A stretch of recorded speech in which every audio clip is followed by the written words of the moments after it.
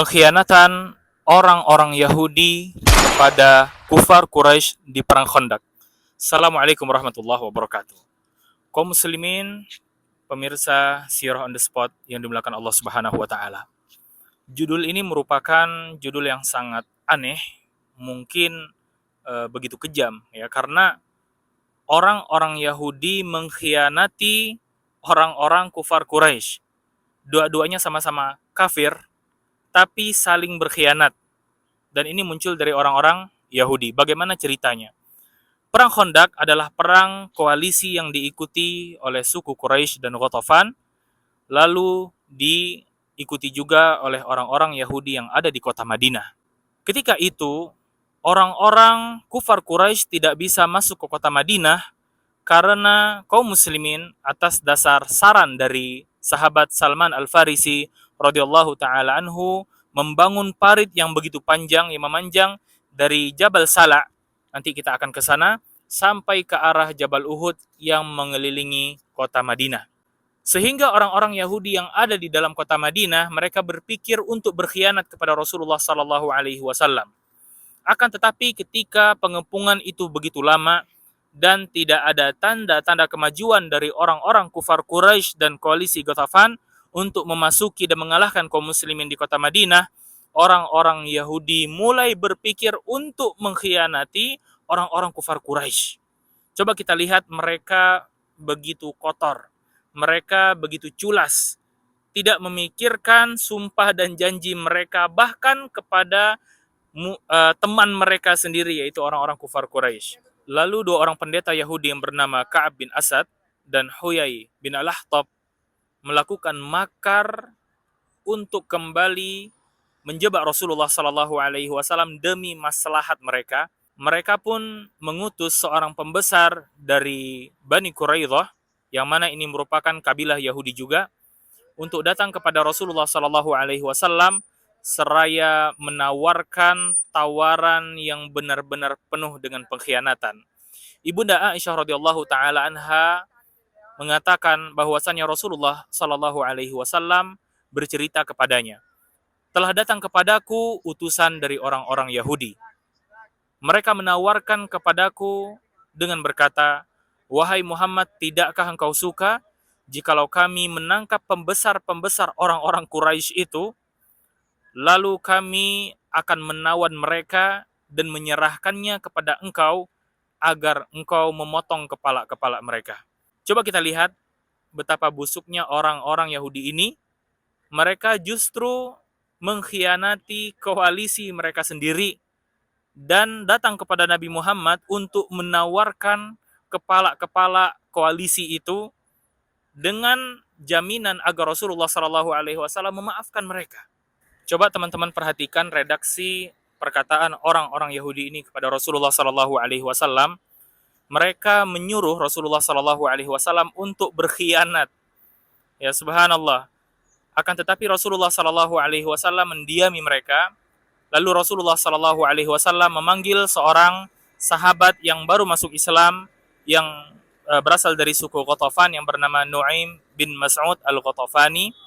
Lalu beliau Shallallahu Alaihi Wasallam menceritakan kepada Nu'aim dengan mengatakan bahwasannya orang-orang Yahudi telah membuat makar untuk menangkap pembesar-pembesar dari suku Quraisy dan Ghatafan, yang mana mereka akan ditangkap oleh orang-orang Yahudi kemudian dibawa kepada Rasulullah untuk beliau bunuh.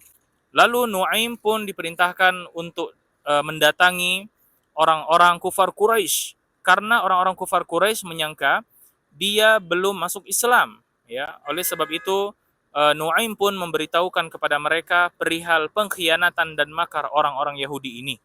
Orang-orang kufar Quraisy berpikir apa yang dikatakan Nu'aim tentang pengkhianatan orang-orang Yahudi ini adalah benar.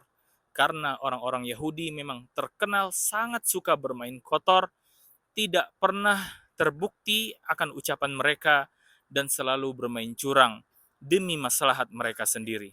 Atas dasar inilah terjadi perpecahan di pasukan koalisi kufar Quraisy dan orang-orang Yahudi itu sendiri.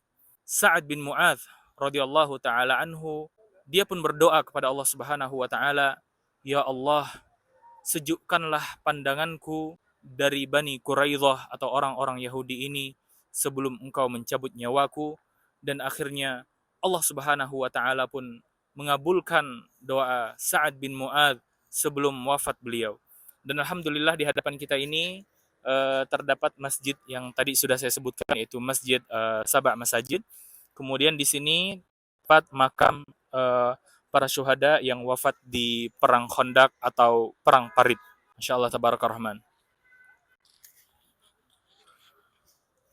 Setelah Allah Subhanahu wa taala mengabulkan doanya Sa'ad bin Mu'adz untuk menyelamatkan kaum muslimin dari makar orang-orang Yahudi, maka kini Allah Subhanahu wa taala mengabulkan doa Rasulullah sallallahu alaihi wasallam pada perang Khandaq ini ketika beliau sedang berada di musallanya, dan ini sekarang menjadi musalla ya, Masya Allah tabarakar rahman, pada hari Rabu di antara waktu zuhur dan asar. Rasulullah Shallallahu Alaihi Wasallam benar-benar menengadahkan tangannya ke atas langit, mengiba, berdoa, merintih, mengemis kepada Allah Subhanahu Wa Taala agar dimenangkan dari pasukan kufar Quraisy dan orang-orang Yahudi yang ada di belakang mereka, sehingga Allah Subhanahu Wa Taala pun mengabulkan doa Rasulullah Shallallahu Alaihi Wasallam, sehingga disunahkan bagi kita, dan ini termasuk sunnah mahjurah yang dilupakan, ketika hari Rabu antara waktu zuhur dan asar hendaknya kita berdoa, karena di saat inilah doa-doa itu diijabahi oleh Allah Subhanahu wa taala. Ibrah atau pelajaran yang dapat kita ambil dari kisah pengkhianatan orang-orang Yahudi kepada kufar Quraisy, yang pertama adalah orang Yahudi terkenal dengan pengkhianatannya. Oleh sebab itu, seorang muslim tidak mungkin berkhianat, karena kita diperintahkan Allah Subhanahu wa taala untuk menjauh dari sifat-sifat orang Yahudi 5 kali sehari di dalam sholat kita. Kita berkali-kali membaca Al-Fatihah.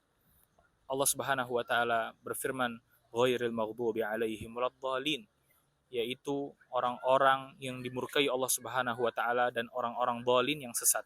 Yang dimaksud orang-orang yang dimurkai Allah adalah orang-orang Yahudi, lantaran banyak sekali maksiat pengkhianatan yang mereka lakukan terhadap Allah Subhanahu wa taala dan terhadap para nabi-nabi Allah Subhanahu wa taala. Oleh sebab itu, kaum muslimin yang dimuliakan Allah Subhanahu wa taala, bagi antum yang penasaran dengan kisah selanjutnya, bagaimana akhir dari peperangan ini, bagaimana jalan peperangannya, silakan follow Furs Madinah dan Fauzi Madinah untuk mengikuti kisah sirah on the spot langsung dari tempat kejadian perkara di kota Madinah An-Nabawiyah secara live. Assalamualaikum warahmatullahi wabarakatuh. Bagi antum yang ingin parfum aroma karpet Masjid Nabawi atau parfum aroma-aroma lain dari kota Madinah, silakan kontak kami. Assalamualaikum warahmatullahi wabarakatuh.